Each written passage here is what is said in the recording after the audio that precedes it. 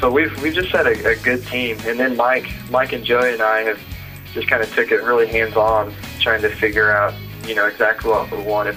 Because there's the theme with the album, and then I don't know if you guys got a copy of the book or the DVD as well. So if you read the book, Love Remembered, it kind of intertwines all this stuff together. So the artwork on the CD goes along with the book, and it's kind of this intricate thing. Because what we wanted to do was not just give people songs, because a lot of bands are just putting out as many songs as they can.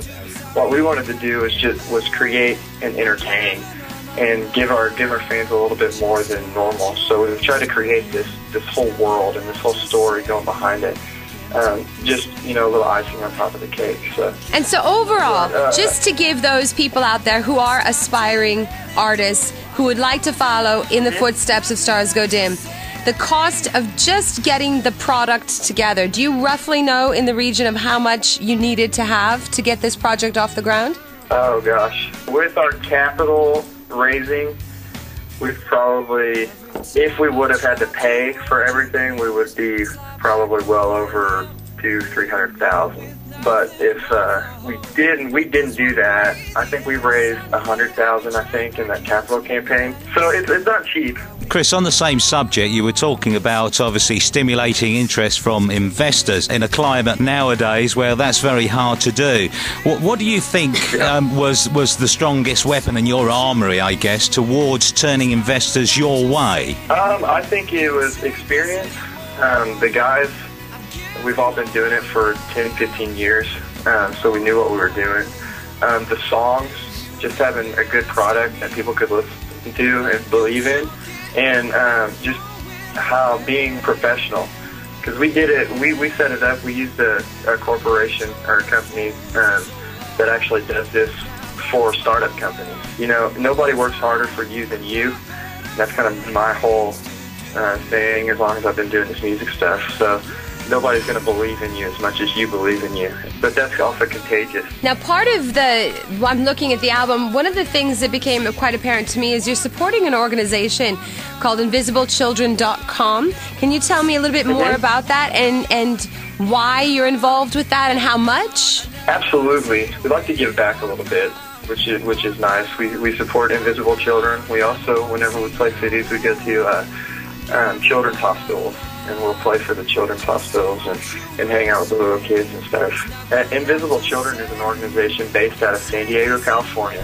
Basically, it started with these three guys who heard about this atrocity that was going on in Uganda. And basically what was happening is these children were getting stolen from their village and forced into slave situations in which they were forced to be soldiers in an army. So kind of brainwashed and given guns, forced to kill and do these things. So in order for these children to escape that, every night they would walk miles from their villages on the outskirts of the town, and they would sleep in the streets of Uganda. And these three filmmakers went over and captured this on film. And it's one of those things when you see the DVD that immediately changes your life. Because you just see thousands and thousands of kids just sleeping on each other in the streets. So we try to talk about it in the shows. We also sell some of their merchandise from our table and give all the proceeds to their organization, and to be able to help others out who may not be as well off as we are. Well, it's a refreshing take on what you're doing with your music and everything like that. That's fabulous, Chris. I wanted to talk to you a little bit more about the title track for the album, which is Love Gone Mad. Why that track and not something like Get Over It or Incredible or Crazy, which are the three tracks we know best here on Fame Games because they're big winners here on the show? I love all those tracks. There's not a track on the album I don't like. But when you take the album in as a whole, it's kind of like you got Get Over It, which is just horribly angry, like just through with this, I don't want anything to do with you anymore kind of thing. You got Crazy, which is I'm so in love with you. I can't think about anything but you. I can't, I breathe you. I live you kind of stuff. And you got Come Around, which, all I want is you, and no matter what, I'm going to be here. I'm going to be patient for you. I'm not going to rush you kind of thing. So there's all these aspects of love.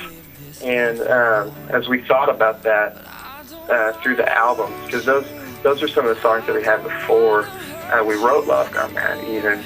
So we thought about kind of that and how it intertwined, and Love Gone Mad came up just because of the connotation with mad.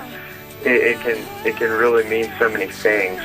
So it was, you know, mad. I can be just horribly angry, or I can just be crazy in love, or I can, you know, there's just all these aspects of love that you can be. So as we wrote Love Gone Mad, it was kind of one of those songs that I feel like brought the whole album together, and you know, talks about a love that was there, but they kind of let it go awry, and you know, how could I let this love go mad? How could I let this go, you know, reach to where it's been? And I really think it's one of those songs that just kind of puts the nail in the coffin on the album, kind of finalizes it and brings everything together. So I really like that song. It's one of my favorites on the album. Chris, you've just been saying most of your songs are love songs. One would presume then that all of you are quite romantic, but the real question I want to ask you, who actually does most of the writing, or do you actually do it collectively? Joey is probably the main songwriter. He wrote, I think, 6 by himself, and then he and I co-wrote 4 or 5 of them together. So he's the main writer for sure. And then if he's stuck on something or whatever, we try to collaborate, he and I, together. And then we've got some new songs we've been playing in the set that I've written and that we've co-written. And so it's kind of one of those things that, you know, if you bring something to the table that's good, then we'll put our Stars Go Dim stamp on it and do what we do with it. And but Joey is definitely, he's one of the most gifted writers I've ever come across. Talking a bit more about your personal side, I mean, are you single, the whole lot of you, and are you sort of auditioning love affairs so you can write songs? I'm the only single one in the group. So Mike and Joey are married, and as well as Lester, and so I guess it's fitting that the front name is single.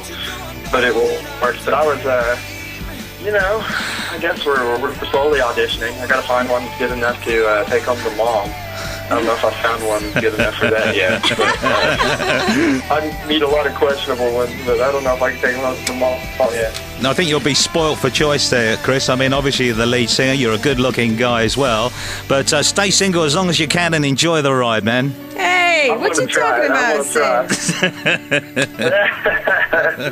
Chris, what has been your biggest challenge since you got into music? And how did you go straight from high school into music? Did you go to college or anything like that? Or was this your path ever since you could breathe? You know, I grew up singing in church when I was little. My family was really involved, and my parents sang in a group. And so I've been singing since I was 3 or 4. My brother, he also plays. He and I were in a band before Stars Go Dim when we traveled the U.S. together, and so it's kind of been in my blood as long as I've been kicking.